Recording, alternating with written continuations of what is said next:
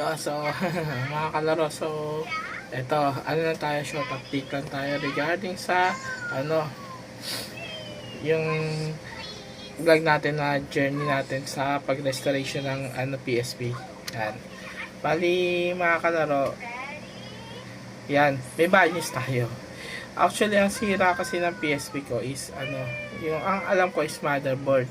Pero, medyo nagkakaroon na rin ako idea. Kasi regard sa yung wallpaper ng cellphone, ng PSP ko. Pero kasing guhit doon, tingin ko lang, scratch lang yun ng sa screen. Ayun pala, sira pala yung screen. May guhit doon, 2 line, yun. So, yun na nakita rin na na nag-aayos. Sira yung LCD. Eh di yun. 2 naging sira niya. Tapos pinaayos ko rin yung mga button. So, tapos yung case pinaayos ko rin. Yan. So, yun. Yung apat na yun. Yun yung natin. Yung pinaayos natin sa kanya. So, sa ngayon, may good news naman.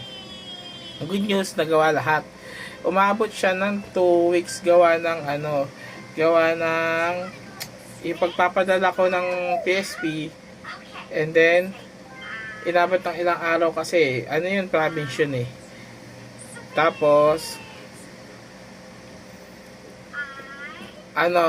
yung pag request ng pagbili ng ng mapiyesa niya, inabot din, sabihan naman ako, almost aabutin na 2 weeks or less than 2 weeks. Yun. Bali sa ngayon, umabot siya almost magto 2 weeks na. Pero kahapon or isang araw ata, yung Friday or Saturday, sinabihan ako, ayos na. Pinakita sa akin yung video, pinakita sa akin picture, okay na, ayos na. Bali pinadala ko kahapon siya para para yun, kasama na rin kasi yung payment. Bali yun, lahat naayos, yung button niya, yung screen niya, yung case niya bago ulit. Tapos yung power, yung issue niya sa power supply regarding sa motherboard, na ayos na rin lahat. So, yun, sa ngayon kapapadala ngayon, ngayong nagre-record ako is kapapadala pa lang niya sa via LBC papunta dito sa akin. So, ma-estimated ko 2 to 3 days kung ma-receive siya. Yun.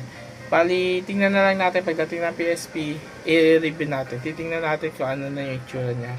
Yun. Tapos, kung okay siya. Yun. Siguro, update ko na lang kayo next time. Tapos, i-upload ko rin yung video natin. Yan.